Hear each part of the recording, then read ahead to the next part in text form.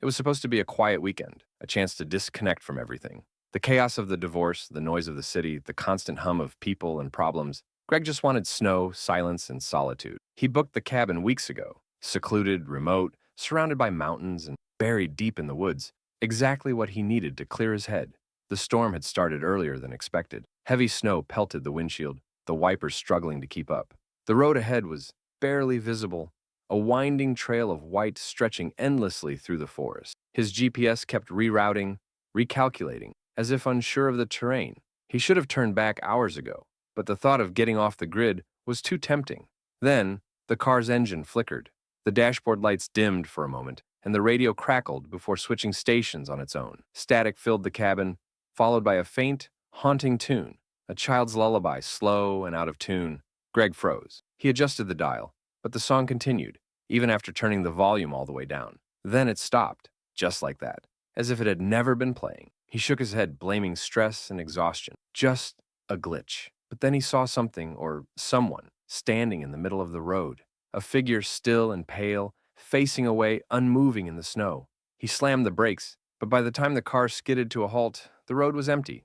No one was there. Heart pounding, he looked around, but the snow had swallowed any trace. No footprints, no shadow, just white silence. Moments later, his GPS rerouted again.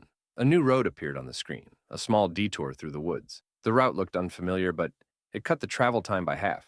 He hesitated, then turned the wheel. The path narrowed, trees pressing in on both sides. The storm intensified, visibility dropping to almost nothing. And then, out of the white blur, he saw it, a cabin, but not the one from the pictures. This one was older, darker, yet somehow pristine. Snow hadn't touched its roof. Candlelight flickered from within. Greg pulled up and parked, engine idling. There were no tire tracks leading to the door, no smoke from the chimney, no footprints in the snow. Still, he walked up the steps and knocked. Silence. Then, a creak. The door slowly opened, revealing a dimly lit interior. A strange warmth greeted him, comforting but unnatural. Inside, everything looked meticulously clean. A fire crackled in the hearth, although he hadn't seen any smoke outside. A table was set, complete with a steaming meal. Roast meat, mashed potatoes, bread, and wine. "Hello," he called out, stepping inside. No answer. He hesitated, but the warmth was too inviting. The storm outside howled, and he convinced himself this had to be the right place. Maybe the caretaker had prepped it for him. Maybe they'd left early. He looked around. The walls were lined with old family portraits, sepia-toned photographs of unsmiling people. Their eyes, he noticed, were either blurred or scratched out entirely. A rocking chair in the corner gently moved, though there was no draft. He sat at the table and tasted the food. It was warm, perfectly cooked, but there was a faint metallic taste he couldn't ignore. Still, hunger won over suspicion. As he ate, he felt a strange heaviness settle in his chest, a cold unease, like being watched. Later, he explored the upstairs. The bedroom was simple. A large bed, a wardrobe, a mirror over the dresser. But something was off about the mirror. When he moved, the reflection lagged, just slightly, but enough to notice. That night, sleep came in uneasy waves. He dreamed of himself, lying in the bed while a pale figure stood silently at the foot, unmoving, eyes wide and empty. The figure leaned closer, closer, until its cold breath touched his face. Then he jolted awake, alone, or so he thought. The fire had died. He could see his own breath now, fogging the air. But no matter how many logs he added, the fire wouldn't relight. Strangely, the cabin remained warm, as though the walls themselves were breathing heat. He tried the front door, but it wouldn't budge. The latch was sealed on the outside. Snow had piled up past the windows, covering the cabin entirely. Trapped. He checked his phone. No signal. Stranger still, the date read 20 years earlier. He laughed nervously, resetting it, but the time refused to change. The battery dropped rapidly, dying within minutes. In one of the drawers, he found an old leather-bound journal labeled Guest Log. Flipping through the entries, his unease deepened. Dozens. All described arriving during storms, all praising the warmth of the cabin. None mentioned leaving. The final entry sent a chill through his bones. He's watching from the mirror now. I am not alone anymore. A note fluttered from the chimney, falling onto the floor as if pushed, written in faded ink. Don't trust the reflection. It learns fast. His eyes darted to the mirror upstairs. His reflection stared back, but didn't move when he did. Then, slowly, the reflection tilted its head, grinning faintly. Panic surged. He grabbed a lamp and hurled it at the glass. The mirror shattered, but behind it wasn't a wall. It was a void, pitch black. Infinite. From within, whispers echoed, overlapping, unintelligible at first. Then clearer, "You're not the first! You're not the last!" He backed away, but something moved behind him. The rocking chair creaked. The whispers grew louder. He looked at the portraits again. His own face was now among them, eyes scratched out like the rest. Desperate, Greg locked himself in one of the smaller rooms, pushing furniture against the door. But even here, the storm found him. Snow began pouring from cracks in the walls, seeping in, piling on the floor. The fireplace roared without fuel. And then he saw it, himself, emerging from the flames, crawling out on all fours, eyes glassy, skin pale. It spoke in his voice, but backward, echoing his thoughts before he even had them. He screamed, trying to escape through the window, but beyond the glass was no forest, only a blank, endless white. No trees, no sky, just nothing. Then came a knock at the front door. Greg froze. Another traveler's voice, faint, unsure. "Hello, is someone there? My GPS brought me here." He ran to the door, shouting, but nothing came out. He couldn't move. His body refused. In the mirror beside him, his reflection smiled knowingly and stepped forward, independent now. As the door creaked open, Greg watched in horror as his own face greeted the new visitor. Later, the journal received another entry, in handwriting identical to Greg's. Finally, another guest. The cabin is never empty for long, and the mirror still watches. If you ever see that cabin, don't go inside. But if you already have, it's too late. The roads had disappeared under a thick blanket of snow, the kind of storm that swallows sound and light all at once. I was heading home from a business trip, a 6-hour drive that should have been uneventful, until the weather turned fast and violent. The sky went gray by noon, and by the time I hit the last stretch of the mountain pass, the snow had turned blinding. My tires lost traction more than once, and the wind was so strong it felt like it was trying to rip the car off the road. I should have stopped somewhere earlier. I passed a couple of motels before the mountains, but I'd told myself I could push through. Bad idea. My phone signal was gone hours ago. GPS stopped responding. And now, somewhere in the middle of nowhere, the car began to sputter. Then, it died. Just like that. The engine went cold, dashboard lights faded, and everything went still.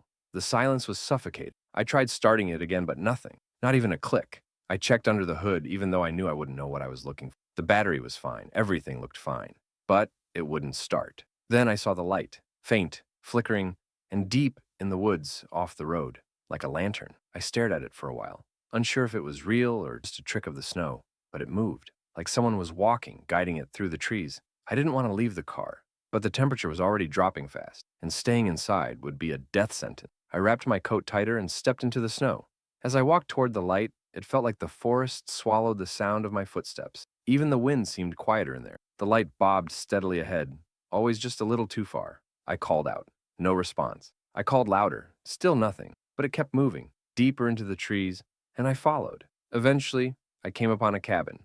It wasn't much. A small old structure made of thick logs, with a slanted roof nearly caved in from the snow. The lantern was hanging by the door, swaying in the wind, though I hadn't seen anyone place it there. The door was slightly ajar. I hesitated, but cold desperation won over fear. I stepped inside. It was warmer than I expected, much warmer. The fire in the hearth crackled and popped. An old kettle steamed on a rusted stove. It was like someone had just left. I called out again, cautiously. "Hello? Is anyone here?" No answer. The cabin had a strange smell, like wet soil and decaying wood, but underneath it, something faintly sweet, like perfume long faded. The walls were lined with shelves of old, dusty books and dried herbs. Animal skulls hung above the doorways, and dozens of wind chimes made of bones and twine clinked softly in the corners, though there was no draft. On the floor near the fireplace was a rug, soaked through and darkened in the center. I didn't want to know what it was. Then I noticed something carved into the wall beside the fire. Names, dozens of them, each scratched roughly into the wood, some overlapping, some faded beyond legibility. Next to each was a date. The most recent one was blank, just a fresh carving waiting to be filled. I turned to leave, but the door was no longer open. It was shut tight, bolted from the inside. I don't remember locking it. I don't even remember closing it. A gust of wind blew out the fire. The temperature dropped instantly. The shadows grew longer. And then I heard it. Footsteps upstairs. Slow, deliberate, heavy. I hadn't even realized there was an upper floor. There were no stairs visible. The ceiling was low, flat, but I could hear the steps clearly, circling overhead. I stood frozen, heart pounding in my ears. A whisper followed, not in a language I recognized, but rhythmic, almost like a chant. It got louder, then softer, as if the voice was pacing. I backed toward the door, fumbling with the bolt, but it wouldn't budge. Then, the whispering stopped. For a few seconds, there was nothing, just my panicked breathing and the ticking of something metallic. A pocket watch. I turned around, and there it was. A man standing in the center of the room, but he hadn't been there a moment ago. He was old, impossibly thin, face sunken, skin like parchment. His eyes were solid black, no whites, no iris. He wore a long coat, soaked and frozen at the hem, and held a silver pocket watch in his bony hand, swinging it gently. I tried to speak, but no words came out. His mouth opened, slowly, painfully, and he whispered a name. My name. He pointed to the wall, to the blank space under the most recent carving. I ran for the window, smashed through the glass, and rolled into the snow outside. I didn't stop running until I reached the road again. Somehow, miraculously, the car was on. Engine running, headlights glowing in the storm. I jumped inside, slammed the door, and peeled off, tires skidding through the snow. I didn't look back. It wasn't until I got home and started unpacking that I noticed the scratch on my coat. A single word carved into the fabric, my name, in the same jagged lettering as the cabin wall. That night, I heard footsteps above my ceiling. I live in an apartment. There is no upstairs.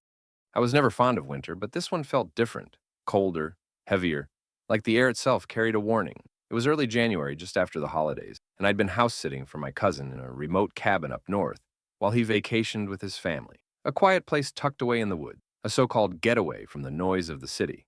I agreed mostly out of guilt. He needed someone to check on his dog, feed the chickens, and keep the pipes from freezing. The first few days were fine, peacefully. Snow fell gently, the kind that blanketed the ground in a soft silence. I settled into a routine: wake up, take the dog out, shovel the path, read by the fireplace. It was calm, uneventful. But by the fifth night, something shifted. It began with the knocking. It was around 2:30 a.m.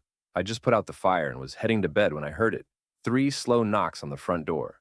Nothing frantic, just deliberate. I paused, thinking maybe it was a branch or an animal brushing past. But then it happened again. 3 steady knocks. The dog, a gentle golden retriever named Bowie, perked up, growled softly, and stared at the door. That was enough to convince me I hadn't imagined it. I turned on the porch light and looked outside through the peephole. Nothing. Just snow falling, soft and endless. No footprints, no movement. I opened the door cautiously. Still nothing. Not even the usual rustle of wind through the trees. Just a heavy, unnatural stillness. I told myself it had to be ice shifting, wood contracting, something mundane. I locked the door and went to bed, but I didn't sleep much. The next night, the knocking came again. Same time, same pattern. 3 slow knocks. This time, I didn't go to the door. I just sat in bed, staring at the ceiling, gripping the sheets tightly while Bowie growled at the front hallway. It lasted longer this, like whoever or whatever was out there wanted to make sure I knew they were there. By the third night, it escalated. It wasn't just knocking in. I heard shuffling on the porch, a faint dragging sound, like something heavy being pulled across the wooden boards. I turned on every light in the cabin, grabbed the old rifle my cousin kept by the door, not that I would have known how to use it, and waited. Again, nothing outside. But this time, I noticed something strange. The snow on the porch wasn't smooth anymore. There were smudges, odd shapes, like handprints, but too long, with crooked fingers. The snow had melted in strange patterns near the door, forming what looked like a distorted face. I wanted to leave the next morning. I packed my bag, loaded Bowie into the car, and tried to head back to the city. But the road was gone, completely buried under a fresh wave of snow, taller than my car. Even the plow truck that usually came every morning hadn't shown up. I was trapped. The fourth night broke me. I heard footsteps on the roof, slow, pacing, scraping against the shingles. Bowie barked nonstop, frantically scratching at the floor like he was trying to dig a hole. The fireplace roared suddenly, flaring up without any added wood. Shadows flickered violently across the walls. I thought I saw a figure in the corner, tall, gaunt, with twisted limbs. But it vanished when I turned to look. I couldn't take it anymore. I ran outside, into the storm, screaming for help, hoping maybe a passing snowmobiler or ranger would hear me. But there was nothing but wind. When I returned to the cabin, something was waiting for me. On the front door, carved into the wood with something sharp, was a message: "Let me in." I froze, my breath caught in my throat. My hands were shaking so badly I dropped my keys in the snow. When I bent to pick them up, I noticed something else. New footprints leading away from the house. Not mine, not Bowie's. Something had been inside. The door was slightly ajar when I pushed it open. The fire was out again. The lights flickered and the air inside smelled like rot. On the floor was Bowie's collar. Nothing else. No blood. No signs of struggle. Just the collar, still warm. I searched everywhere, calling for him until my voice cracked. Nothing. It was like he had simply vanished. That night, I locked myself in the bedroom and pushed a dresser in front of the door. I didn't sleep. I barely breathed. But even with all that, I could hear it again, scraping at the windows, whispering under the floorboards, tapping at the walls. I lasted 2 more days before rescue crews finally made it up the road. The snowplow had broken down, and no one realized I was still up there. When they arrived, I must have looked insane, disheveled, shivering, eyes hollow. I tried to tell them what happened, but they found no signs of anything unusual. No scratches on the door, no footprints, no carving, and no dog. They said maybe he ran off, got lost in the storm. But I know better. Something took him. Something was waiting out there in the snow. And now, even back home, I still hear it sometimes. 3 slow knocks at my apartment door, always around 2:30 a.m. It was supposed to be a weekend retreat, a much-needed break from work, stress, and city life. My friend Mia had booked a remote Airbnb cabin up in the northern hills for 4 of us. Just 2 nights, cozy fireplace, snow-covered forest, hot cocoa, and no cell signal. That last part should have been a red flag. We arrived late Friday evening just as the snow began to fall. The cabin looked exactly like the listing photos. Rustic, isolated, beautiful, cold, haunting. Thick pine trees surrounded it like silent sentries, and the closest neighbor was miles. We unloaded our bags, lit the fire, and settled in. It was perfect until that night. Around midnight, the power flickered. It wasn't surprising. Old cabins and winter storms don't mix well, but what was strange was the noise that came just after. A sound I'll never forget. A scream. Distant, muffled by snow, but clearly human. A woman's voice, shrill and broken. We all heard it. Mia turned to me with wide eyes. Was that someone screaming? Before anyone could respond, it happened again, closer this time. James, always the skeptic, tried to brush it off. Probably a fox or something. They sound weird at night, but none of us believed that. Still, there was nothing we could do. No signal, no way to call for help. We tried to laugh it off, poured another round of wine, and eventually went to bed. Nervous, but trying to act normal. But sleep didn't come easily. I woke around 3 a.m. to a loud thud, like something had hit the side of the cabin. Then came the crunching of snow, footsteps circling the cabin slowly, deliberately. I held my breath, staring at the ceiling, heart pounding. I heard someone try the front door handle. It rattled gently, then again, harder. I wanted to yell, to wake the others, but my throat locked up. I just lay there, paralyzed, until the sound stopped. Eventually, I must have dozed off because the next thing I remember is waking up to sunlight leaking through the frosted windows. Everyone looked exhausted at breakfast. None of us had slept well. Mia said she heard whispering through the vents, soft, unintelligible, but constant. James said he saw shadows outside his window, tall, thin figures just beyond the tree line. We were on edge the entire day. That evening, the storm worsened. Snow piled against the doors, windows frosted over completely. We were trapped. The fire was dying faster than usual, and the woodpile outside was nearly buried. Then came the knocking. Not a knock on the door, but inside the walls. We froze. It started faintly, small tapping sounds behind the kitchen wall. Then it moved into the hallway, the bedroom wall, the floorboards beneath us, like something crawling through the structure of the house. We tore open the wall panel near the sound, thinking maybe it was an animal, but there was nothing. Just dust, cobwebs, and something else. A torn piece of fabric wedged between the beams, old, stained with faded floral print, like a dress. Mia held it up. What the hell is this doing in the wall? Then she noticed something on the fabric, scratches like claw marks, and a small patch of dried blood.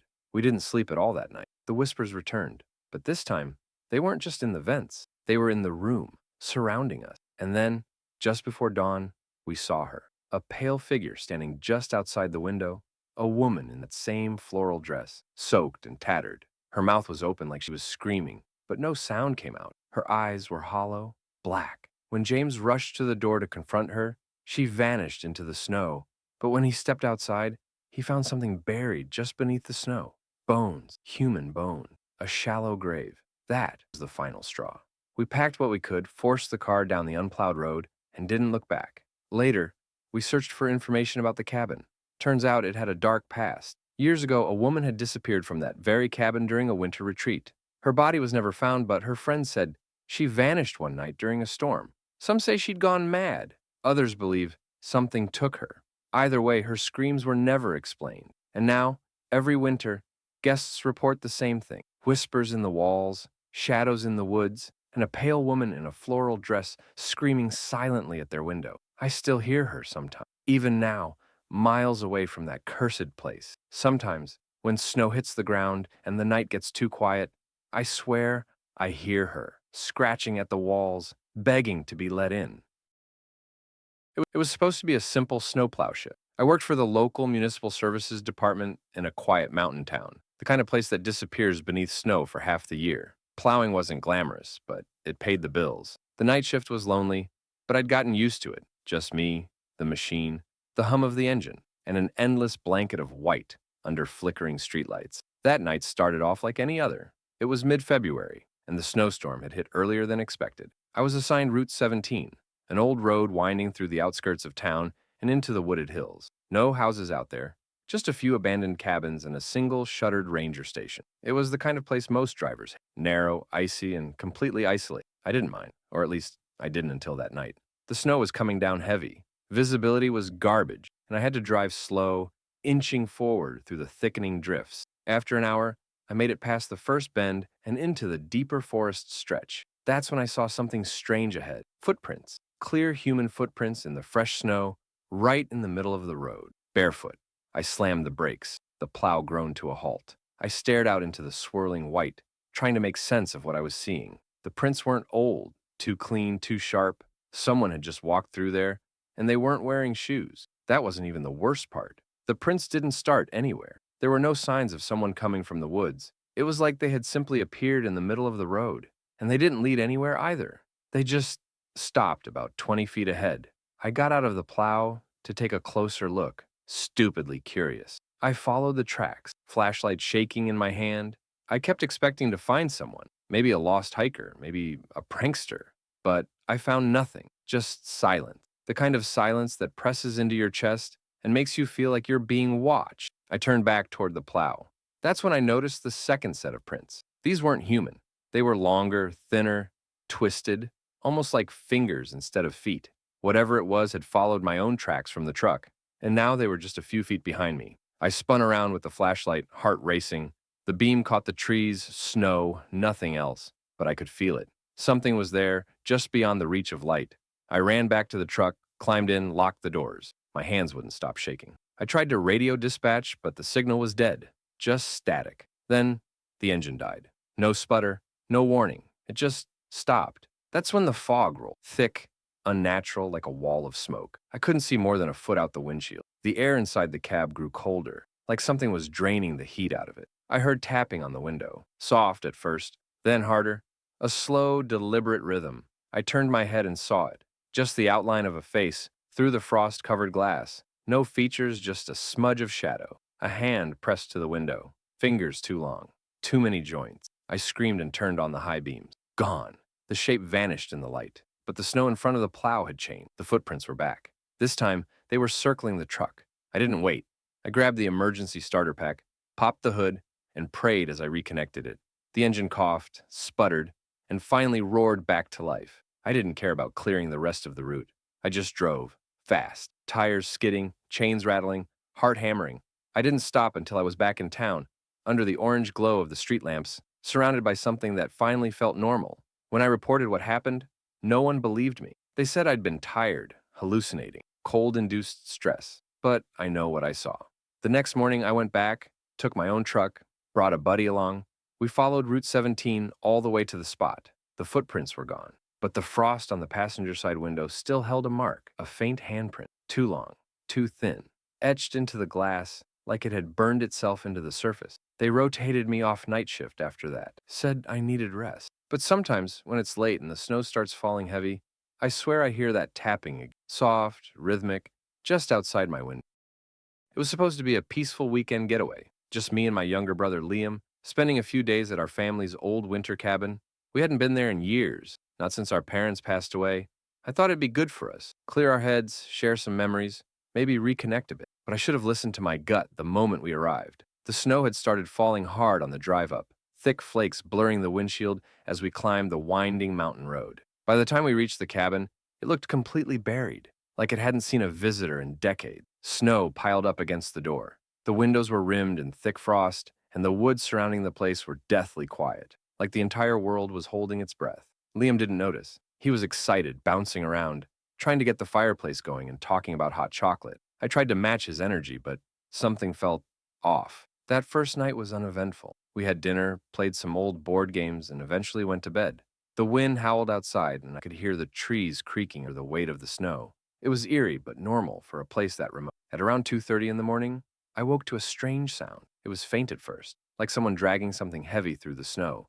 Then came the crunch of footsteps, slow, heavy, deliberate. Not animal steps, human. I sat up in bed, straining to listen. The footsteps circled the cabin.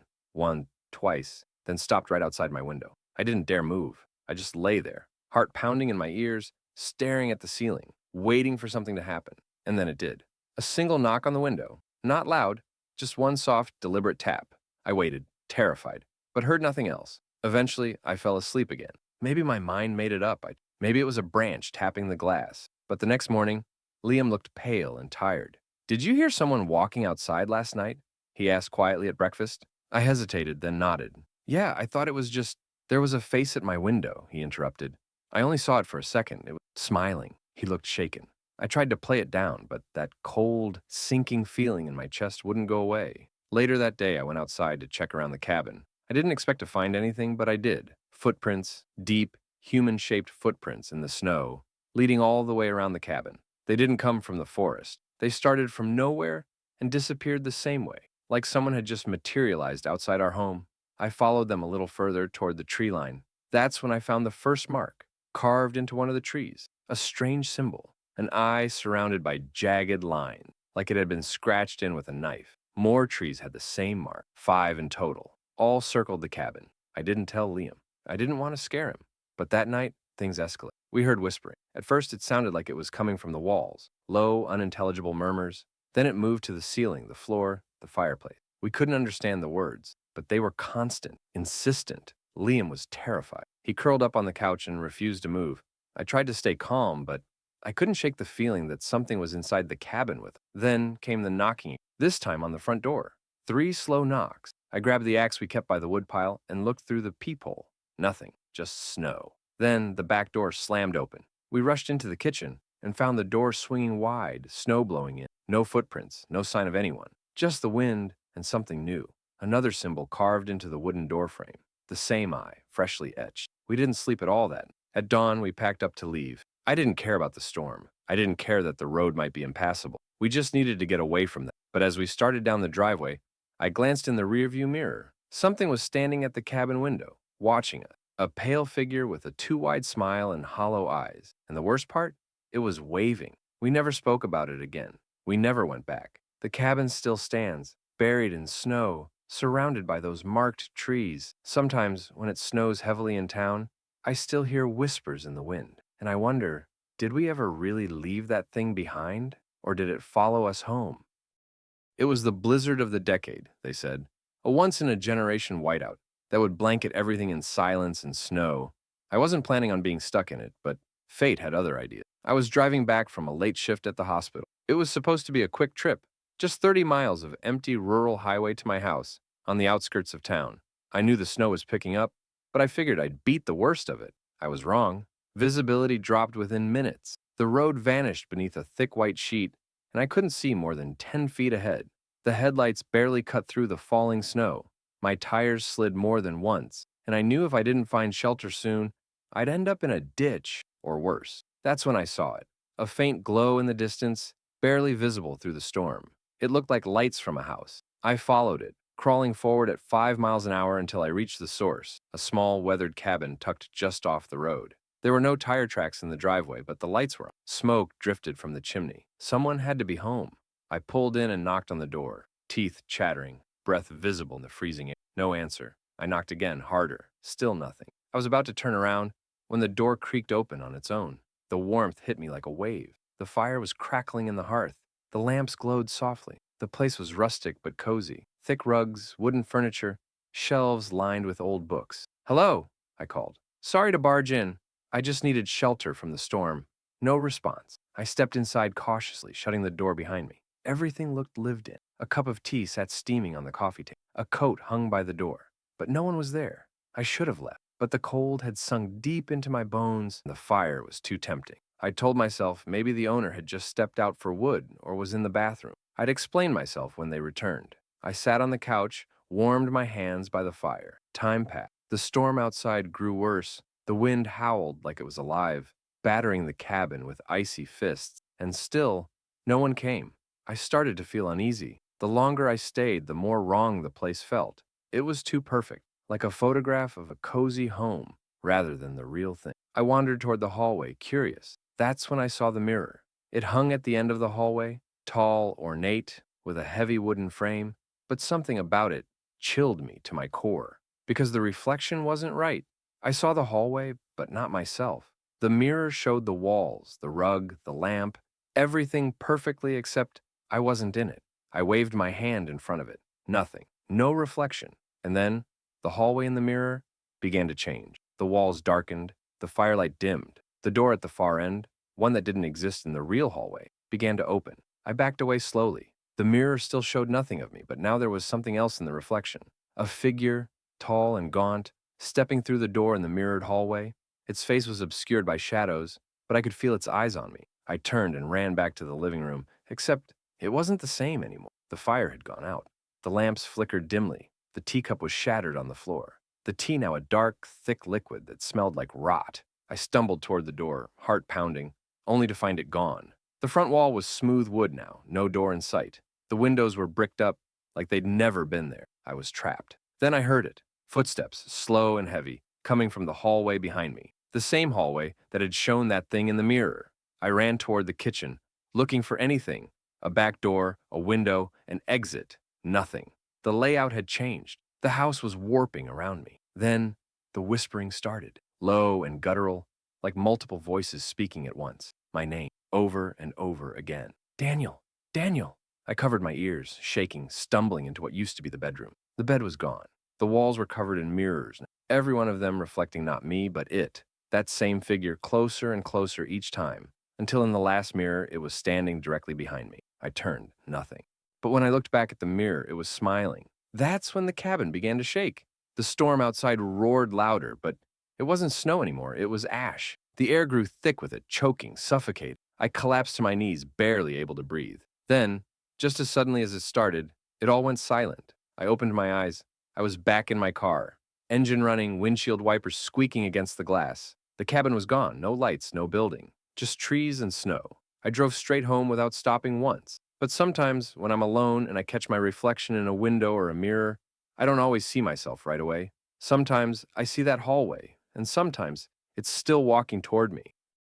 It was supposed to be a quiet retreat. I'd been burning out at work, endless deadlines, sleepless nights, and a creeping sense of detachment that was starting to eat away at me. My therapist suggested isolation, somewhere cold, somewhere quiet, away from screens and stress. I booked a remote cabin deep in the northern woods. No neighbors, no cell signal, just snow, silence, and solitude. The first day was exactly what I needed. The snowstorm had rolled in hard by the time I got there, blanketing the world in white. The cabin was small but warm, with thick logs, creaky floors, and a single wood-burning stove. I unpacked, made some tea, and let myself breathe for the first time in months. That night, I sat by the fire, writing in my journal. Outside, the wind screamed through the trees like some lost soul wandering the forest, but inside, everything felt calm, until I heard the knock. It was soft, almost hesitant, just 3 slow taps on the front door. I froze. I knew I hadn't seen another car on the way up. The road was nearly impassable by then. I was miles from the nearest town. No one should have been out there. I stood, listening. Nothing. I opened the door slowly. Snow, wind, trees, nothing else. But in the snow there were footprints. Bare feet, no shoes, no boots, just human footprints leading up to the door, then stopping. No other trail, no origin. I stepped outside, heart pounding, and followed them backward. They simply began at the edge of the porch, like someone had just appeared out of thin air. I didn't sleep well that night. The next day, I kept trying to rationalize. Maybe a hiker? Maybe someone stranded in the storm? But I knew how isolated the place was. That theory didn't hold. Then came the second knock, this time at the back door. Again, 3 soft taps. I rushed to the kitchen, threw the door open, but nothing. More bare footprints, leading up from the woods. I followed them just a few feet before they vanished again, this time beneath a snowdrift. There was no way someone could be walking around barefoot in that kind of cold. I stayed up the entire night, lights on, holding the fire poker like a weapon. That's when the whispers started. At first, I thought it was the wind, but wind doesn't say words. I couldn't make them out entirely, just fragments. Cold, open, alone. They came from the corners of the room, under the floorboards, even from inside the walls. I pressed my ear against the logs and heard something breathing on the other side. Slow, deep, deliberate breaths. I tried to pack and leave the next morning, but my car wouldn't start. The engine was dead, battery drained, completely lifeless. The storm had only worsened, and there was no way I could make it down the mountain on foot. I was stranded. That night, everything escalated. The whispers became voices, loud, urgent, crawling inside my head. I barricaded the doors and windows, but still I heard it, scratching on the wood, tapping on the glass. I was trapped in a cage of sound and shadows. Then, around midnight, I saw it. A figure, tall, impossibly thin, standing at the tree line, just visible in the moonlight. It didn't move. It didn't make a sound. It just stared for hours. I woke up sometime later, lying on the cabin floor, unsure when I'd passed out. My journal was open beside me. Someone, something, had written in it. In my handwriting, "You let it in." I didn't know what that meant. I was too scared to process anything clearly by then. I just tried to stay awake, keep the fire going, keep myself grounded in some kind of reality. But I couldn't shake the feeling that something was inside with me now. Not just outside anymore, inside. The whispers turned into screaming by the next night. Not angry, not violent, begging, pleading. 100 voices wailing from every inch of the cabin, screaming to be heard. I started to hallucinate. Or maybe I wasn't hallucinating at all. I saw shapes moving in the mirrors, shadows flickering through the walls, faces grinning from the window panes. Every time I closed my eyes, I saw frost-covered hands reaching for me from beneath the floor. And then came the final knock, but not at the door. It came from beneath me, from under the floorboards. 3 soft knocks, slow, deliberate. I stood in the middle of the cabin, frozen in terror. Then, the boards beneath my feet began to lift, just slightly, like something was pushing upward from the crawl space. I ran. I didn't care about the snow, the distance, or the cold. I left everything behind, my bags, my journal, my sanity. I sprinted into the storm, not even looking back until I collapsed near a ranger's cabin miles down the trail. They said I was hypothermic, delirious, said I imagined it, but I didn't. Because when they went back to retrieve my belongings, the cabin was gone. Just gone. No sign it had ever been there, no structure, no foundation, just snow and trees. But I know what I saw. I know what followed me home. Because sometimes at night when I lie in bed and everything is still, I hear it again. 3 soft knocks at the floor. And I don't think it's waiting to be let in. I think it already is. That first night, I sat on the porch with a blanket and hot tea, watching the storm intensify over the lake. The wind whistled through the trees, and the snow swirled across the ice like ghostly dancers. It was beautiful in a haunting kind of way. The kind of beauty that feels a little too quiet, a little too still. I didn't notice the figure at first. It was only when I took a second sip of tea and looked again that I realized something was standing at the edge of the frozen lake. A person, tall, unmoving, just barely distinguishable in the heavy snowfall. I squinted through the flurries, trying to convince myself it was a tree trunk or a trick of the light. But no, there was a clear outline. Shoulders, a head, arms. I stood up, heart tapping lightly in my chest. I watched for movement. Nothing. "Hello," I called out, knowing how ridiculous it was to expect a response in the middle of a blizzard. No reply, no shift in posture. Just a figure standing there, watching. Eventually, I went back inside, trying to brush it off. Maybe it was a hunter. Maybe a local out walking before the storm got worse. But the unease stayed with me, creeping under my skin like the chill outside. By morning, the storm had buried everything in a thick layer of snow. I stepped out onto the porch again, more out of morbid curiosity than anything else. The figure was gone, but the snow told a different story. Footprints led from the lake, up the bank, straight toward the house. They stopped right at the edge of the porch, right where I had stood the night before. But there were no return tracks, no signs of someone walking back toward the woods or away from the property. Just one set of prints, ending at my feet. I scanned the tree line, heart pounding now. It was too quiet again, the kind of quiet that presses into your eardrums until it becomes unnatural. I stayed inside the rest of the day, trying to ignore the gnawing feeling in my stomach. But that night, it returned. Not the figure. Not yet. The sounds. It started as soft tapping. At first, I thought it was branches knocking against the windows, but the rhythm was off, too precise. A pattern of knocks, slow, then faster. Almost like someone was trying different sequences until one worked. I peered out every window. Nothing. But the knocking followed me. No matter which room I stood in, It was always just one wall over. Then came the whisper, low and distant, like someone speaking through layers of ice. I couldn't make out the words, but I could feel them somehow directed at me. Angry, lonely, familiar. I barely slept that night. When I did, I dreamed of the figure from the lake, standing in my room, dripping melting snow onto the hardwood floor, watching me sleep with black, lidless eyes. The next morning, something changed. There were wet footprints inside the house, starting at the back door, leading down the hallway into the bedroom, and then stopping right beside my bed. I ran, I grabbed my keys, and made for the car. But the tires were frozen in place. Snow drifted halfway up the door. I tried calling for help, but my phone was dead. Even after charging all night, nothing worked. I was completely cut off. That night, I didn't bother pretending to feel safe. I locked every door, every window, barricaded myself in the bedroom, and kept the fireplace lit, hoping the warmth would scare whatever it was away. But fire doesn't scare what's already dead. Sometime after midnight, the temperature dropped. Not just outside, inside. I could see my breath. The fire turned to embers in minutes. No matter how much wood I threw in, my skin went cold, my hands numb. Then I saw it again. The figure, standing in the hallway, just beyond the bedroom door, completely still. I didn't move. I didn't even blink. It slowly raised one arm and pointed directly at me. The door began to creak open, inch by inch. The room got colder and colder until frost formed on the walls, the windows, even my eyelashes. I couldn't breathe. I couldn't think. I couldn't move. The figure stepped in, one foot then another. It didn't walk. It floated, its lower half fading into a trail of snow and ice that melted where it passed. It stood over me, face inches from mine. Its mouth slowly opened, and I saw not teeth, but something deeper. A void, a howling white emptiness. It leaned in, whispering something directly into my ear. You brought me back. I don't remember what happened after that. I woke up the next morning on the porch, wrapped in my blanket, teacup still steaming in my hand. The snow was undisturbed. No footprints, no signs of anyone. But inside the house, carved into the frost-covered wall, was a message. You can never leave the lake. And the worst part? Sometimes I feel snow melting beneath my feet, no matter where I go.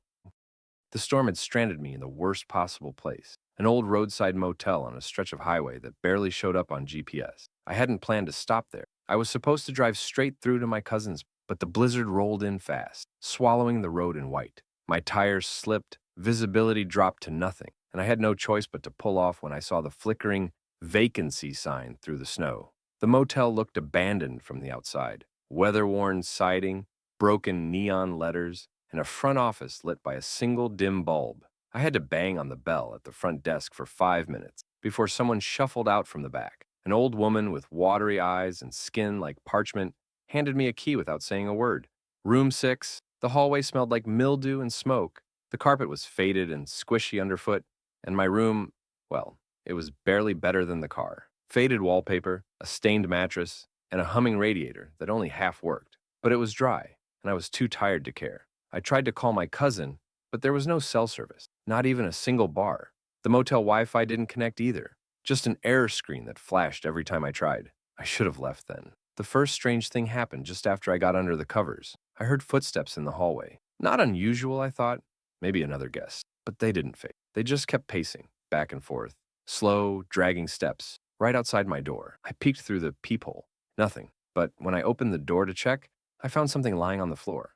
A small paper tag, like the kind you'd find tied to a morgue toe. It was old, yellowed, with a name scrawled on it in faded ink. Derek Moore. I wasn't Derek Moore. I went to the front desk to ask about it, but no one was there. The office was empty, lights off. Even the bell didn't make a sound now. It just thudded silently under my palm. I gave up and went back to the room. That's when the phone rang. Not my cell, the rotary motel phone on the bedside table. I hesitated, then picked it up. Static, and a voice buried under it. Leave. Before he comes. The line went dead. I stared at the phone in disbelief. It hadn't even been plugged in. The lights flickered. The radiator stopped humming. A deep, unnatural cold seeped into the room like someone had opened a door to the Arctic. Then came the knock. Not at the front door this time. At the bathroom door. Slow, rhythmic, solid, like fists pounding on wood from the inside. I hadn't even opened that door since checking in. I crept forward, every instinct in my body screaming at me not to touch the handle.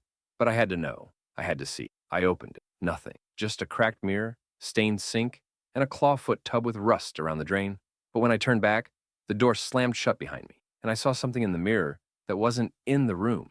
A man, pale, shirtless, soaked in water, standing right behind me, eyes hollow, lips blue, his body covered in bruises and deep slashes. His mouth moved, but no sound came. I spun around, nothing, just me in a foggy mirror. I stumbled back into the bedroom and found the paper tag again. It was on the pillow now, and the name had changed. My name was. I packed my stuff, grabbed my keys, and bolted out of that room. I didn't care about the storm anymore. I was ready to sleep in my frozen car if I had to. But when I stepped into the hallway, the motel had changed. The walls were no longer faded. They were rotted, covered in black mold and deep gouges. The lights were all dead. The carpet squished under my shoes like wet flesh. I ran, panic rising in my throat, but the hallway kept stretching longer and longer, doors multiplying endlessly either side. And then, every door started knocking, all at once. A deafening rhythm of pounding fists, shaking the walls. I screamed, trying to find the exit, trying to remember which way I'd come in, but the motel wouldn't let me go.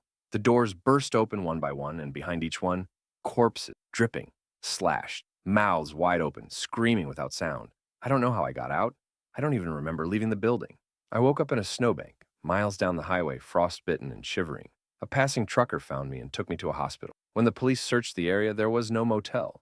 No signs of a building ever being there, just trees and snow. But I still have that paper tag. It's in my coat pocket, and the ink is fresh again. And it's not my name anymore. It's someone else's, someone I've never met. But I know what it means. That motel isn't done yet.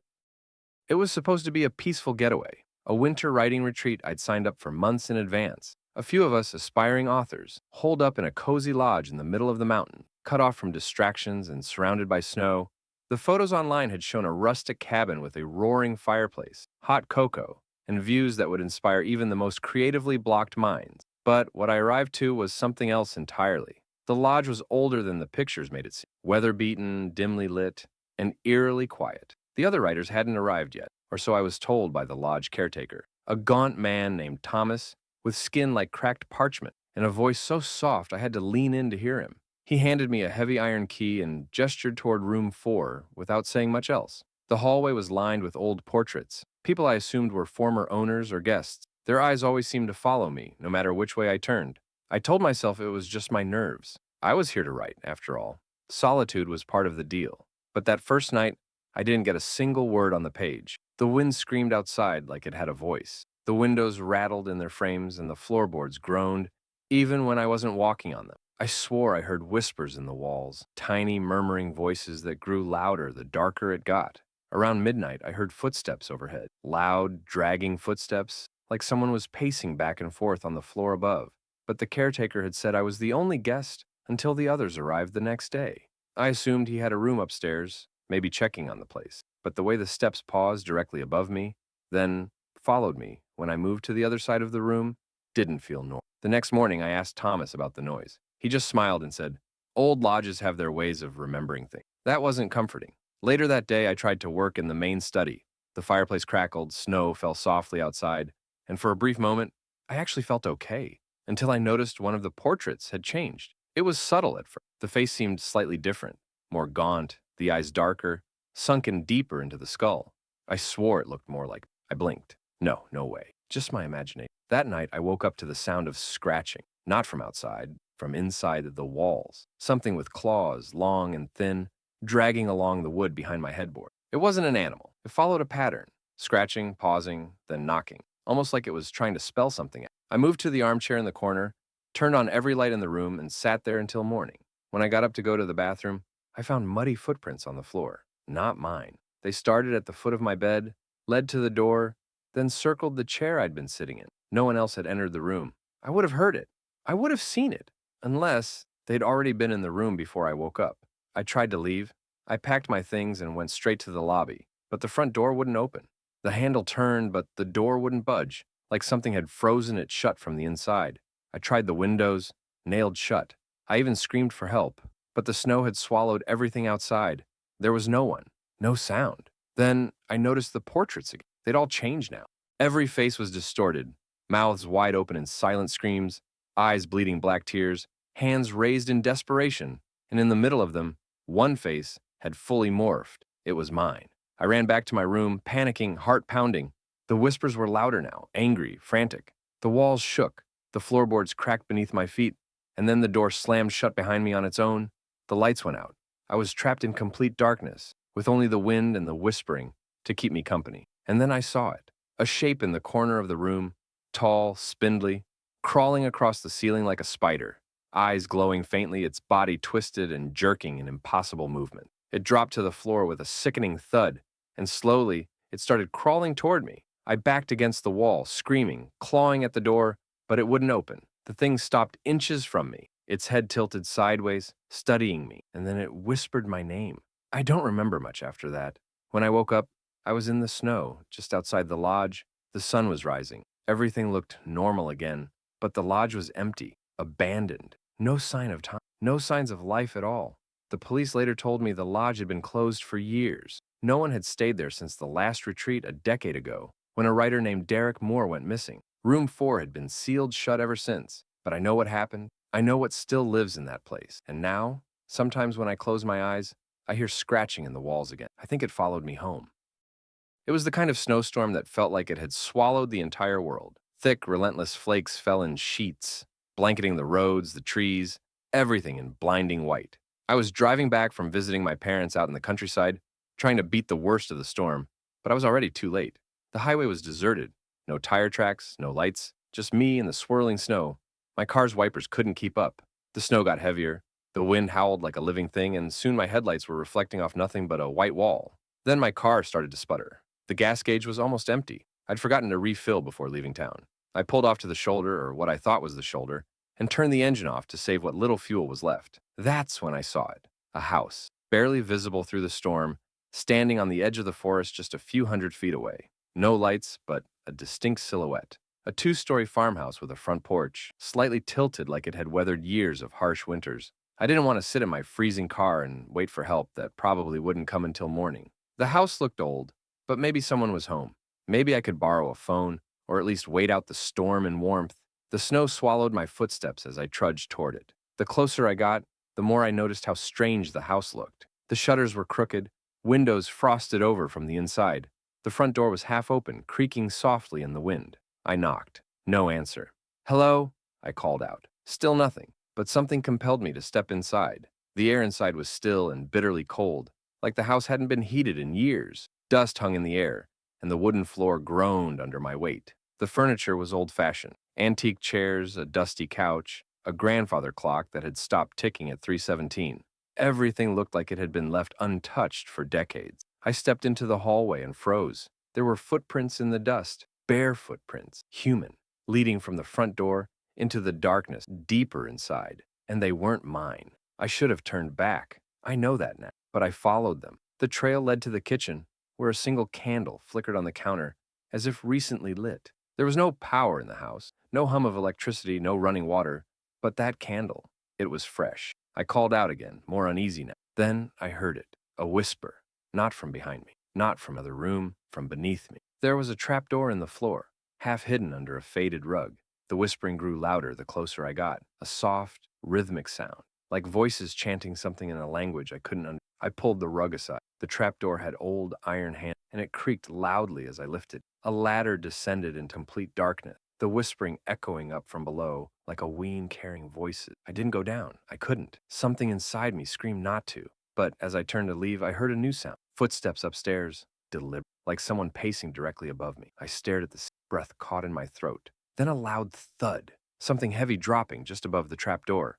Then another set of footsteps, but this time on the stairs. Something was coming down. I ran out of the kitchen, down the hallway, past the living room, and then I saw something that made me stop cold. The portraits on the wall, they hadn't been there before. There were 5 of them, old photographs, black and white. Each one was of someone standing in front of that very house. Different people, different decades. But every photo had the same detail. A figure standing in the upstairs window. A shadow, tall, motionless, watching from above. I turned to the front door, only to find it shut. Not just shut, but locked, from the outside. I pounded on it, screamed, yanked on the knob until my hands were raw. The footsteps behind me got louder, closer. Then I heard a whisper directly in my ear. "You shouldn't have come here." I turned around, and I saw it. A figure, taller than any person I'd ever seen, pale and faceless, with long arms that dragged along the floor, standing at the end of the hallway. I don't remember running. I don't remember getting back to the car, but somehow I did. I turned the ignition, and miraculously, the engine started. I drove until the storm cleared, until I hit a gas station hours away. The clerk there said no one had lived in that house for over 50 years. The last family who did had disappeared during a snowstorm, just like the one I was caught in. The house had been abandoned ever since, but sometimes, when the snow gets heavy and the roads go quiet, people still report seeing a candle flickering in the window and footprints in the dust. I still dream about that house, and sometimes I still hear the whispers. I was 17 when it happened, old enough to know better, but still young enough to think nothing truly bad could ever happen to me. My cousin Ethan had invited me to spend the winter weekend at his family's old cabin deep in the forest, a place we used to visit as kids but hadn't seen in years. It was remote, quiet, and buried in snow.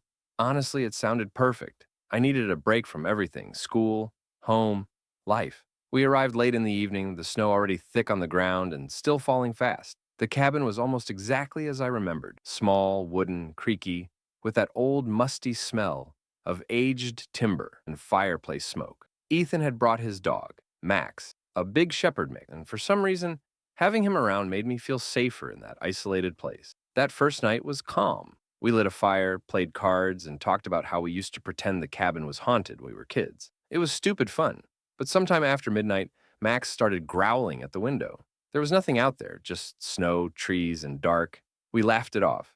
Probably a rabbit or something, Ethan said. But Max didn't stop. His ears were up, and his body was tense like he was ready to attack something. His growl turned into a low whimper when we tried to pull him away.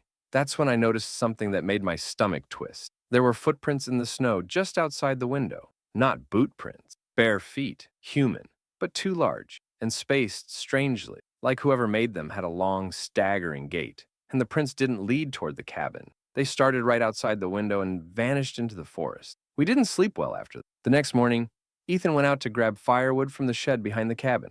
He came back inside, pale and shaky. He didn't say anything for a while, just stared at the floor with Max sitting silently by his side, almost as if he understood something was wrong.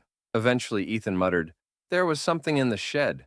I asked him what he meant, and he looked at me with wide eyes and whispered, "It wasn't an animal." He said there was a pile of sticks, arranged in a strange, unnatural pattern, almost like a symbol, and in the center of that pattern, a single tooth, human, yellowed and cracked. I wanted to leave, immediately, but the storm had picked up again, hard and fast, like nature itself was trying to trap us there. The car was already half buried, and the road out was impassable. That night, things got worse. We heard tapping, not loud knocking, just soft, rhythmic tapping on the cabin walls, sometimes on the windows, sometimes near the floor, sometimes near the roof. We tried to ignore it, but it never stopped. And then we saw her, a figure standing just beyond the tree line, a woman in a long, tattered dress, skin pale as snow, eyes black like oil. She didn't move. She just stood there, staring at us. We shut the curtains, built the fire higher, and tried to drown it all out with noise. But Max wouldn't stop whining. He refused to leave Ethan's side, ears pressed flat, tail tucked. Around midnight, Ethan went to use the bathroom. I stayed in the living room, pretending to read while the fire flickered. Then, I heard something from the hallway. Not footsteps, something dragging. A soft, wet scraping sound. I called out for Ethan, but he didn't answer. Then Max bolted down the hallway, barking wildly. I followed him and froze when I saw what he was barking at. There was a trail of water and blood leading from the bathroom door to the back of the cabin. I kicked open the bathroom door, heart pounding, and it was empty. No Ethan, no sign of him. Just a cracked mirror and something written across it in condensation. "You brought him back." I searched the whole cabin, screamed his name. Max ran in circles, barking at the air like he was trying to chase something I couldn't see. I finally found Ethan's coat by the front door. His boots were still inside, but the door was wide open. More of those strange footprints were in the snow, barefoot, dragging, leading into the woods. I followed them. I didn't care how dangerous it was. I wasn't leaving without him. Max ran ahead, leading the way. We followed the trail through the woods for what felt like hours, deeper into the trees, until we found it. An old, half-collapsed wooden structure, covered in snow and vines, not the cabin, but something older. Inside, we found a makeshift altar made of bones, twigs, and frost-covered cloth, and there, nailed to the far wall, was a photograph of Ethan and me as kids in front of the cabin. The same photo had never existed before. Not like that. Not with her standing behind us in the background. That same woman. That same black-eyed, pale-skinned figure. Max started growling again, and I turned to run, but I swear I saw her, crouched behind the altar, crawling toward us like a spider. Her arms bent backward, her face twisted in an inhuman grin. We ran. Back through the snow, back to the cabin. I slammed the door shut and didn't stop shaking until morning. When the storm finally passed and I could leave, Ethan was still gone. No one ever found him. They said maybe he wandered off and got lost in the storm. But I know better. Something in that forest took him. Something we disturbed. Something we brought back by stepping into that cabin again. Sometimes at night, I still hear tapping on my window. Rhythmic, software, familiar, and in the snow outside my apartment, I've seen those footprints again. The snowstorm had already swallowed the world outside when I arrived at the lodge. I'd booked a solo weekend stay at a secluded mountain retreat to escape the noise of the city, clear my head, and spend some time writing. The lodge was rustic but charming. Wooden walls, stone fireplace, and tall windows that gave a view of the forest cloaked in white. The storm had come faster than predicted. By the time I checked in and unloaded my things, the snow was piling high against the windows. The wind howled through the trees like something wounded, and the sky turned a cold, bruised gray. There were only two other guests, an older couple in room 3, and the caretaker, a soft-spoken man named Russell, who barely spoke more than a few words. He handed me the key to room 5 and warned, "Storm's going to be bad tonight. Don't go outside after dark." That should have been my first warning. The room was simple. A bed, a writing desk, a small fireplace. I unpacked and tried to settle in, even started drafting a few paragraphs, but I couldn't focus. Something about the silence. It wasn't peaceful. It was too still, too heavy, as if the snow outside had buried sound along with everything else. That night, I was jolted awake by a noise, a soft scratching sound like fingernails on the window. I sat up, heart pounding, and listened. It came again, a slow, scraping drag across the glass. I hesitated before getting out of bed, then crept to the window and pulled the curtain back. Nothing, just thick snow falling in the dark. But there were marks on the glass, long, jagged scratches that hadn't been there earlier, and faintly, footprints in the snow beneath the window. Not boot prints, bare feet and far too large. I went downstairs to find Russell, but the front desk was empty and the lights were flickering. Then I saw the older couple standing by the fireplace. The woman was crying and the man was holding something in his shaking hands. A small wooden carving of a figure, twisted, hunched, with long arms and gouged out eyes. When I asked what was wrong, the man said, "We found this under our bed, and our door was open when we woke up." That night, we all stayed in the lounge by the fire. None of us wanted to be alone. Russell finally showed up and said, almost in a whisper, "Sometimes it finds its way in during the storms. It comes looking for—" "What is it?" I asked. He looked at me for a long time and said, "They used to call it the Hollow One, a thing that walks with the storm. It scratches to let you know it's found your scent." The couple packed and tried to leave the next morning, but the storm had blocked the road with snow. Their car wouldn't even start. That afternoon, I noticed something on my door. A carving, the same twisted figure from the couple's room, deeply scratched into the wood. Russell didn't even seem surprised when I showed him. "You've been marked now," he said quietly. "Once it marks your door, it's already inside." I barely slept that night. I heard whispers in the hallway, footsteps outside my room. The fire in the fireplace blew out without warning. And then, at exactly 3:17 a.m., my door creaked open. I sat up, frozen. The hallway was pitch black, but I could hear breathing, heavy, ragged, just outside the doorframe. Then I saw a figure step into the light of the moon through the window. It was tall, impossibly thin, its face stretched too long, its hands dragging the floor. I couldn't move. I couldn't even scream.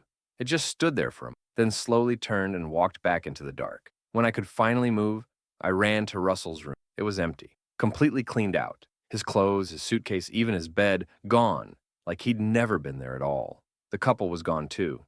Their room stripped, nothing left. I was alone. I left that morning, forcing my car through the deep snow. I drove nonstop until I was back in the city. A week later, I went to look up the lodge again. I needed to make sense of what had happened, but I couldn't find it. No listings, no photos, no records, no trace that it had ever existed, except for one thing. The scratches on my apartment window, exactly the same as those on the glass that first night. They weren't there before, and each night since, I hear the scraping. Closer, slower, like it's still trying to find its way in. It was supposed to be a short detour, just a quick drive through a scenic mountain route before heading home. The snow had started earlier than expected, thick flakes falling fast, but I wasn't worried. I had driven in worse conditions before. My car was well equipped, and I had supplies in the trunk. Still, I didn't anticipate getting stuck. The road narrowed as I drove deeper into the forested pass, the snow piling quickly. Before I realized it, my tires lost traction, and the car slid sideways into a shallow ditch. I tried reversing, rocking the vehicle back and forth, but it was no use. I was stuck, and the nearest town was nearly 30 miles away. I grabbed my coat, flashlight, and backpack, preparing to walk back toward a small ranger station I remembered passing a few miles back. But as I stepped out of the car, I saw something in the distance through the snowfall. A cabin. It looked abandoned, old, but it was shelter. Maybe I could at least wait there for the storm to pass and call for help once I got a signal. The wind had picked up, and the cold was cutting deeper by the minute. I didn't have many options. The cabin sat crookedly on a small rise, its roof sagging under the weight of years and snow. One window was cracked, and the door hung slightly ajar. I pushed it open, and it groaned like a wounded animal. Inside, it was dark and smelled of damp, rot, and dust, but it was better than the car. I lit a small fire in the stone hearth, using some old wood from a stack beside it. Surprisingly, it caught quickly, and soon, the room was filled with flickering warmth.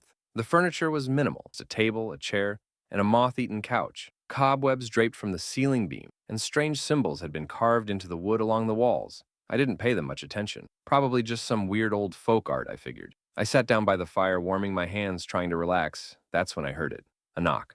Not on the door. From under the floor. Just a single knock. Hollow and deep, like a fist hitting wood from beneath the cabin. I froze, staring at the floorboard. The fire flickered, casting long shadows, and the knock came again. Two this time. Louder. I backed away from the hearth, my flashlight beam cutting through the gloom. There was a trap door near the back of the room I hadn't noticed before. It was flush with the floor and covered with an old rug.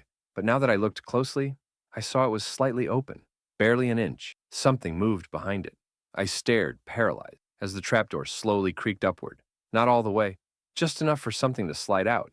A hand, thin, gray, almost skeletal, with long fingers and cracked black nails. It pressed against the floor, then slid back under just as slowly as it had appeared. I bolted for the door, but it slammed shut in my face. Not from wind. Something had closed it from the outside. I yanked on the handle, but it wouldn't budge. I was trapped. I turned to face the room again, and the fire had gone out.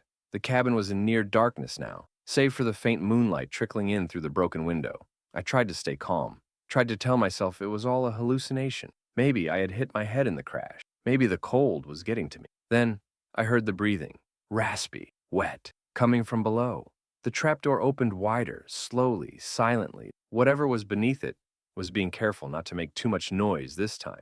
I backed away toward the far wall, my flashlight trembling in my hand. I aimed it at the opening just in time to see a face begin to rise from the dark. It wasn't human. Sunken eyes, stretched, sagging skin, mouth too wide with teeth like broken glass. It didn't blink. It didn't make a sound. And then it grinned. It didn't rush me. It just crawled out of the trapdoor, impossibly slow, its limbs moving in jagged, insect-like motion. I couldn't move. My legs wouldn't respond. All I could do was watch as it dragged its body fully into the room, towering over me, even as it stayed hunched. When it finally lunged, everything went black. I woke up in the snow the next morning, lying a few feet from my car. The storm had passed. The sun was just beginning to rise, casting pale light across the icy landscape. The cabin was gone. No path, no footprints, no hill, nothing but trees and snow. I got back into my car and drove until I reached the nearest town. I tried telling someone what happened, but no one believed me. They said there were never any cabins out that way. The forest there was untouched, uninhabited. But I know what I saw. And at night, when I close my eyes, I still hear that knock, slow, deep, and hollow, coming from just beneath the floor. I had just started my new job as a delivery driver for a remote mountain lodge. The position wasn't glamorous, but it paid well and offered solitude, something I'd desperately been craving after a messy breakup and a year of burnout. The roads were tricky in winter, especially with snowstorms rolling through frequently, but I thought I could handle it. I wasn't afraid of the cold or the quiet. It was my second week on the job when I got a late-night request to deliver supplies to a cabin deep in the woods. The manager handed me a crate and scribbled the address on a yellow notepad. His expression was strange, tight-lipped, avoiding eye contact. Cabin 16, he said. Far end of the old service road. Don't take too long. What's the rush? I asked. He just shook his head. Storm's moving in. It was already snowing lightly by the time I loaded the crate into the truck and set off. The route to Cabin 16 was more like a trail than a road, barely visible through the growing snowfall, flanked by dense trees. I kept my headlights on full beam, crawling along slowly, watching as thick flakes blurred the windshield. The strange part was, there was no sign of tire tracks ahead, no footprints, nothing to suggest anyone had used that road in a long time. I started to feel uneasy. The snow seemed thicker here. The trees pressed closer.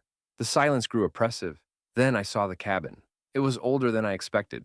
Weathered wood, leaning slightly with a narrow porch, and a single flickering lantern near the door. But what unsettled me most was how still it was. No smoke from the chimney, no movement, just dead silent. I parked, grabbed the crate, and walked up to the door. I knocked. Nothing. I knocked again. Harder. Still, nothing. I tried the knob. It turned easily and the door creaked open. "Hello?" I called out. "Delivery for cabin 16. The cabin was pitch dark inside except for a dim glow from a single oil lamp on a table. The furniture was covered in dust, and cobwebs stretched across the ceiling.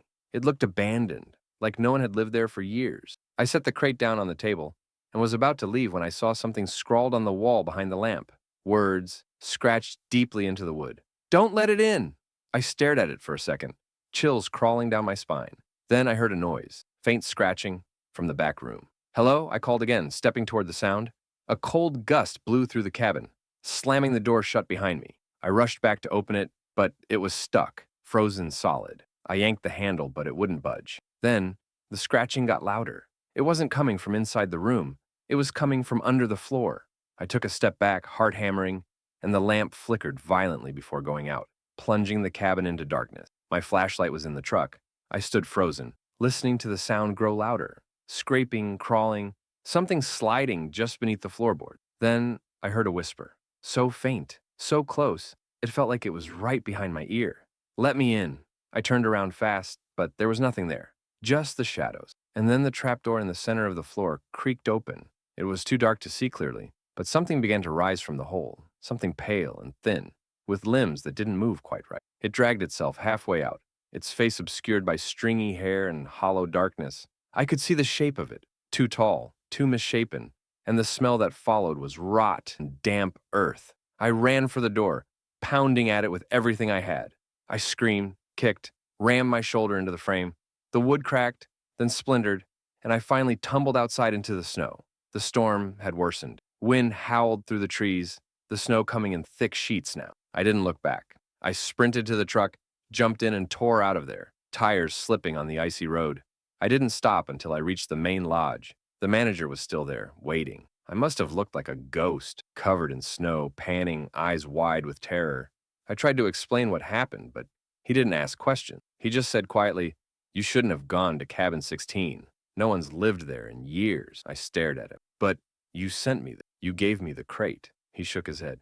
"I didn't write that note, and I didn't send you.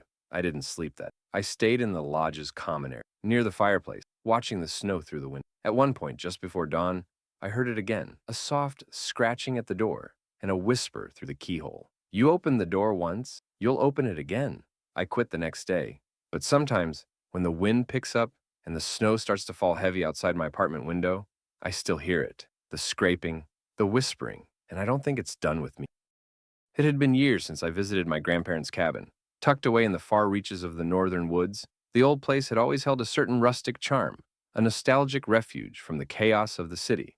After my grandmother passed, the cabin was left unused, collecting dust through brutal winters and forgotten seasons. My grandfather had died long before I was born, and no one had really stayed there since. I decided to go up for a weekend. I needed space to clear my head, take a break from my overworked life, and maybe find some closure in a place that still smelled faintly of pine wood and old memories. The snowstorm hit halfway through my drive. The weather app had mentioned flurries, nothing severe, but by the time I reached the winding road that led to the cabin, it was already knee-deep in fresh snow. I nearly got stuck twice, and by the time I pulled up to the weather-beaten porch, it was full-on whiteout conditions. The cabin looked smaller than I remembered. The shutters hung crookedly, and thick icicles clung to the roof like jagged teeth. I shoveled my way to the door, unlocked it, and stepped inside to find everything almost exactly as I'd left it during my last visit as a teenager. Aged furniture, dusty photographs on the walls, and the musty scent of long-forgotten warmth. I lit a fire, settled in, and tried to enjoy the silence. But silence in a storm isn't really silent. The wind whistled through cracks in the wood, snow pelted the windows like skeletal fingers tapping for attention, and the creaks and groans of the old structure echoed like voices just out of earshot. Around midnight, I was about to head to bed when I noticed something strange on the mantel. A photograph. It hadn't been there when I arrived. It was a black and white portrait, old, grainy, and cracked at the edges. In it stood a man I didn't recognize. His face was pale, eyes dark and hollow, and he wore a long coat that seemed out of place, even for the time the photo was likely taken. What disturbed me most was that he stood in front of the cabin, this very cabin, but no one else was in the picture. No family, no context. I picked it up, feeling a chill despite the fire's warmth. On the back, in shaky, cursive handwriting, was a single word: Watcher. I didn't remember ever seeing this photo before. It certainly hadn't been among my grandparents' belongings. I tossed it back on the mantel and went to bed, but I couldn't shake the feeling of unease. I kept waking up every hour, feeling like something was watching me through the frosted windows. By early morning, the fire had burned out, and the storm was still raging. And then I noticed the footprints, not mine, fresh, wet, and tracking snow across the hardwood floor, from the front door to the mantel, and then toward my bedroom. I froze. I checked the door. It was still locked, the bolts secure. No broken windows, no forced entry, but the footprints were real. I could see them clearly, and I was alone. I tried to convince myself it was just snow I'd tracked in without noticing, until I saw the photograph again. It had changed. The man was closer now, no longer standing at the edge of the frame, but directly in front of the camera, his face sharper, eyes even darker, almost as if he had taken a step forward. I stared at it, my hands trembling. I thought about throwing it into the fire, but something told me it wouldn't matter. Whatever this was, it was already here. That night, I didn't sleep. I heard footsteps pacing the hallway, slow, deliberate steps that didn't belong to me. Shadows moved just beyond the edges of candlelight. The storm outside grew worse, as if it were trying to bury the entire cabin under a blanket of silence and frost. By the third night, the photograph had changed again. Now, the man stood inside the cabin, behind the window, staring in. I checked nothing. But when I turned back, something had been scratched into the glass from the outside. I see you. That was the breaking point. I packed my things, grabbed the photograph, and drove through the storm with white-knuckled desperation. I didn't stop until I reached the city again. I tossed the photo in a dumpster that night, burned all the clothes I had worn in the cabin, tried to forget. But weeks later, I received a letter in the mail. No return address, no stamp. Inside was a new photo, black and white, a grainy image of my apartment, and in the bottom corner, just barely visible through the shadows, the watcher was there again, closer than ever. I had always considered myself a skeptic. Ghost stories, urban legends, cursed cabins in the woods, none of it ever got under my skin. I grew up in a practical family raised on logic and reason. But that winter, during a snowstorm that felt like the end of the world, all that certainty unraveled. It started with a favor. My childhood friend Nate asked me to check on his uncle's remote cabin while he was away overseas. The old man had passed a few months prior, and the family hadn't been able to visit due to the relentless snowstorm. Nate just wanted someone to make sure the place was still intact. No pipes frozen, no animals nesting inside. I agreed, thinking it would be a quick trip. 2 hours up the mountain, a brief inspection, then back home before nightfall. But the storm had other plans. By the time I reached the cabin, thick snow blanketed the road behind me, and the trees looked like frozen monuments in a white graveyard. The place was more run down than I expected. Dark shutters hanging loose, the porch sagging under layers of untouched snow. It looked like no one had stepped foot there in years. I used the spare key Nate had given me and entered cautiously. The inside was musty and dim. Cold bit at my face, even with the door shut. I turned on the old generator in the shed, and the place groaned to life, lights flickering, the hum of ancient electricity crawling through frozen wires. That's when I noticed something strange. Every mirror in the house was covered. Sheets, towels, newspapers. It didn't make sense. Why would someone go out of their way to conceal every single reflective surface? I pulled the sheet from one of them in the hallway. It was an ornate mirror, its glass cloudy with age, but underneath it, scratched faintly into the frame, were 4 words: "Do not look twice." It gave me a chill, but I told myself it was just a weird superstition. Maybe Nate's uncle had been a little eccentric in his old age. I decided to stay the night.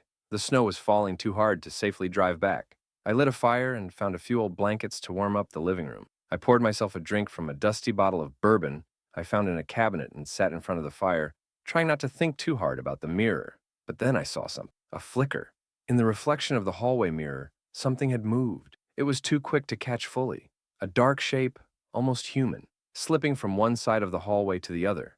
But when I turned around, the hallway was empty. I stared at the mirror, and that's when I made a mistake. I looked again. This time, the reflection didn't match reality. The hallway in the mirror was different, slightly distorted, longer, darker, and there was someone standing at the end of it, not visible in the real hall, only in the reflection. A tall figure, gaunt and pale, wearing what looked like a dark, tattered cloak. Its face was blurry, a smudge on old film. It didn't move. It just stood there, watching. I blinked, shook my head, stepped back. When I looked again, the mirror showed only me. The figure was gone. But that night I heard footsteps upstairs, the soft creak of the floorboards above, the sound of someone moving slowly through the empty rooms. I didn't. By morning, the storm had only worsened. The road was completely buried. I tried calling for help, no signal. I wandered through the house, trying to distract myself. I found a journal in a drawer near the master bedroom. It belonged to Nate's uncle. The entries grew darker as I flipped through the pages, rambling notes about the mirror man, about seeing things in the reflections that didn't exist, about waking up with bruises and scratches he couldn't explain. One entry stuck with me. Once you look twice, he knows you've seen him. The reflection is a doorway, and the more you look, the wider it opens. That night, I covered all the mirrors again, every single one. But at some point, while I was asleep on the couch, I woke to a cold breeze and a whisper in the room. I looked up and saw it again, the dark screen of the old television. A reflection. Him, closer now, standing just behind me. I turned fast. Nothing there, but the TV screen. The reflection still showed him. Reaching out, I grabbed a blanket and threw it over the screen, heart racing. It was real. Whatever it wasn't just in the mirrors now. It was everywhere. Any reflective surface, any shadowed glass, he was slipping through. By the fourth day, I couldn't avoid him anymore. I saw him in the window's reflection during daylight, in the surface of the kettle, in the sheen of my eyes in the bathroom mirror. He was always behind, getting closer. The only escape was to leave. I didn't care if the road was buried. I had to get out. I packed what I could and tried hiking through the snow. Hours passed, the cold biting through my gloves, wind howling like screams through the trees. Eventually, I collapsed. I woke in a hospital 3 days later.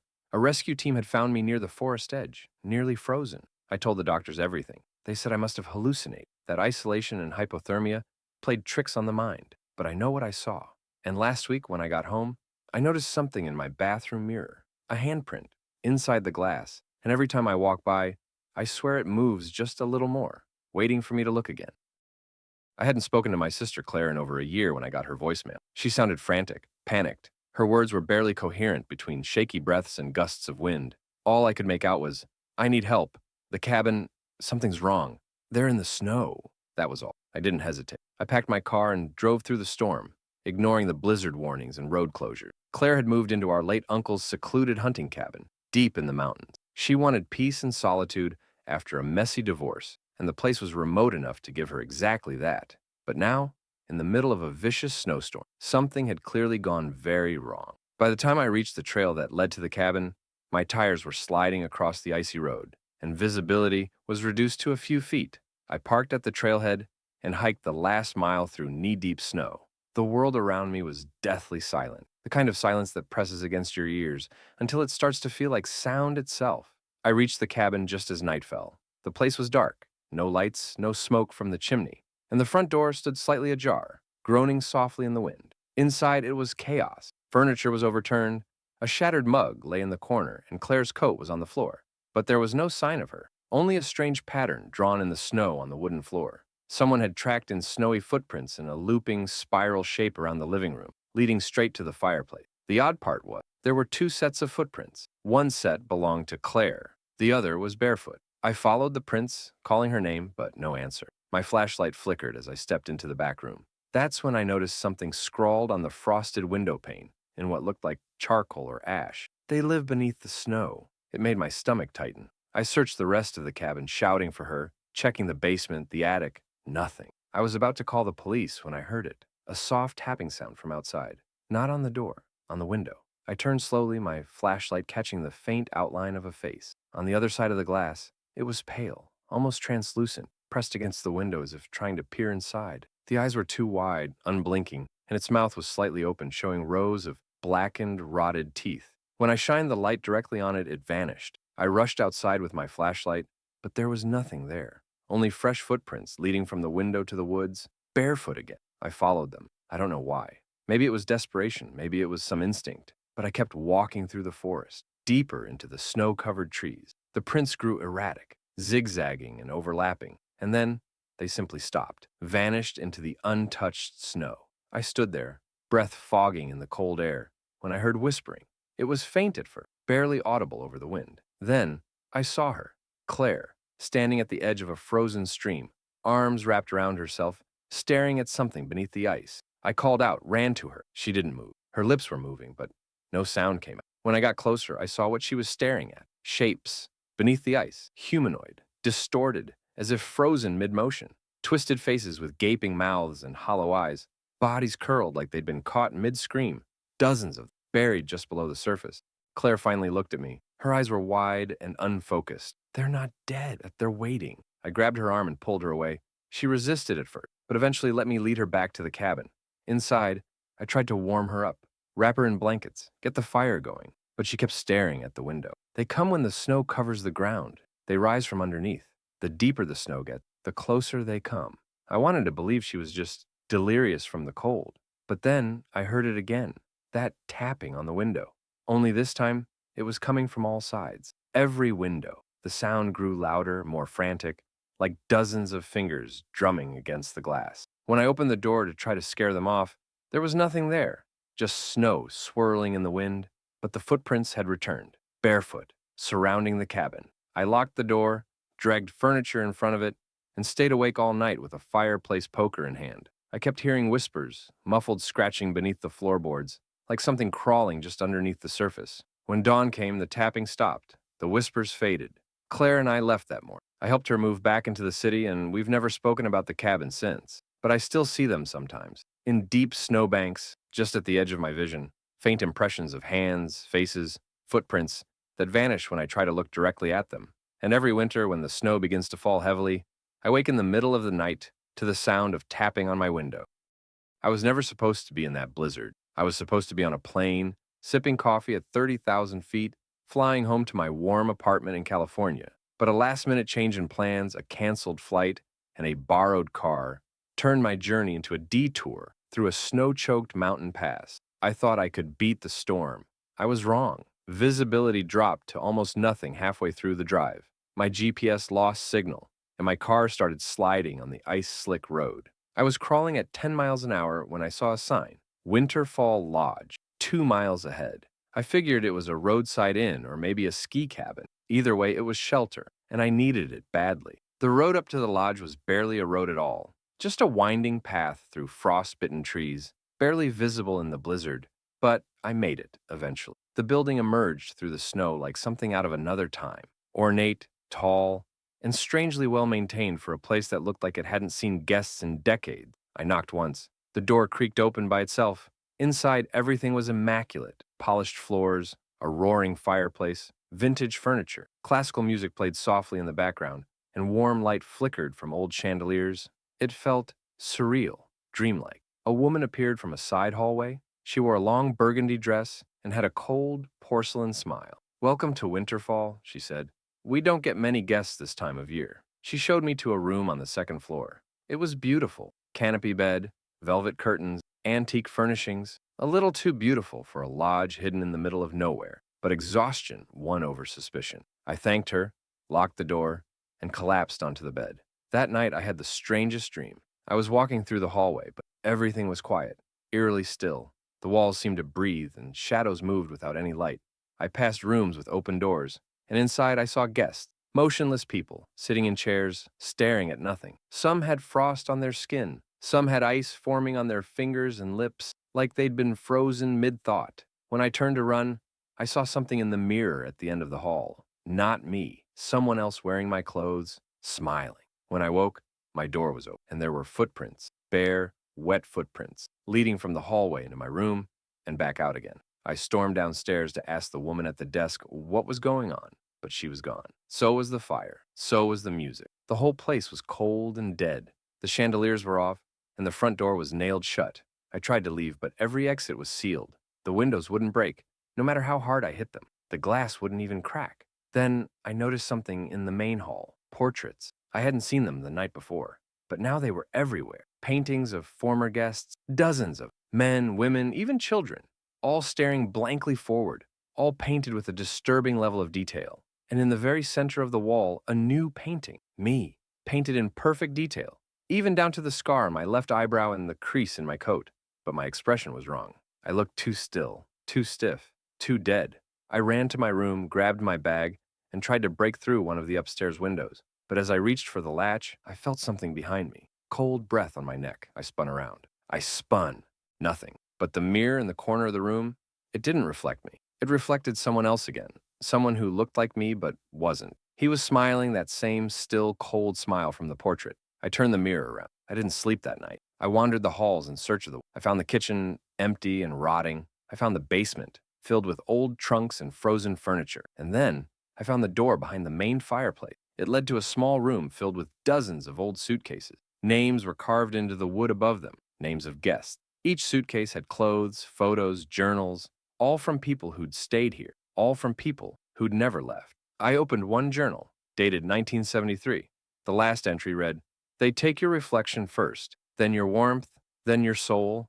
I heard footsteps behind me. When I turned, there was the woman again, standing at the top of the stairs. But her skin was pale and cracked like old porcelain. Her eyes were hollow, her smile lifeless. "You'll be staying with us forever," she said softly. The lights went out. When I woke, I was in the snow, outside the lodge. The storm had cleared. The building was gone, not collapsed, just gone.